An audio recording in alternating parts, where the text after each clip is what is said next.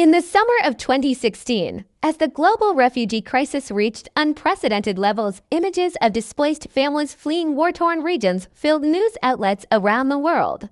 Among them were thousands of young girls whose education had been interrupted or lost entirely. For many, school was no longer a possibility. Survival came first. But for one girl in Jordan, fate took an unexpected turn, thanks to Natalie Portman. The girl's name was Amina Khalil, a 15-year-old Syrian refugee who had fled Aleppo with her mother and younger brother after their home was destroyed in a bombing.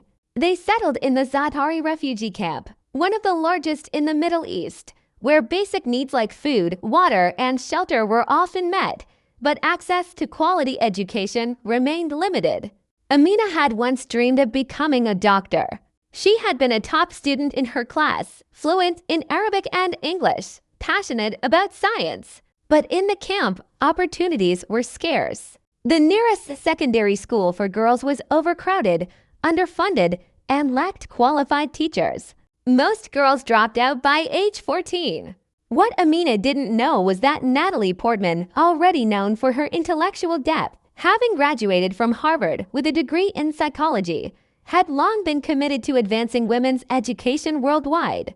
In 2015, she partnered with UNICEF and the United Nations High Commissioner for Refugees on a joint initiative called She Learns, She Leads, aimed at supporting adolescent girls in conflict zones through scholarships, mentorship, and safe learning environments. Portman didn't just lend her name to the campaign, she immersed herself in it. She reviewed case files, spoke with educators on the ground, and personally selected candidates for full educational sponsorship.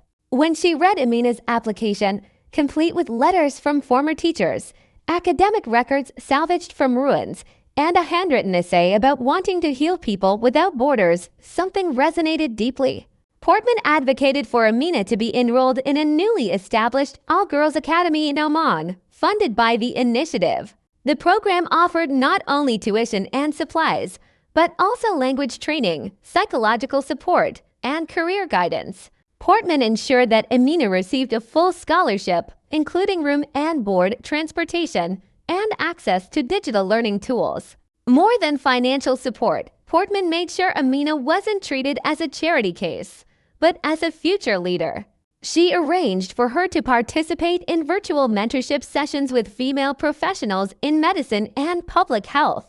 She even sent personal notes of encouragement, celebrating milestones like exam results and graduation from preparatory courses. Over time, Amina flourished.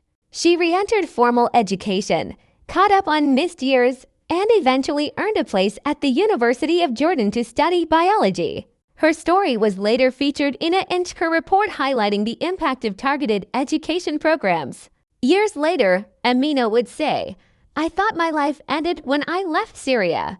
Then someone believed I could still become who I wanted to be." For Portman, this wasn't just philanthropy, it was justice. She had grown up privileged, with access to elite education, but she never forgot that talent is universal, while opportunity is not. From her early advocacy for gender equality to her work promoting ethical fashion and animal rights, she consistently used her platform to elevate voices silenced by circumstance. And for Amina, the woman who played warriors and queens on screen had done something far more powerful. She had helped her reclaim her own path.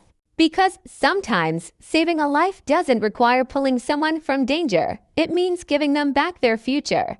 And Natalie Portman, with quiet determination and deep empathy, had done exactly that.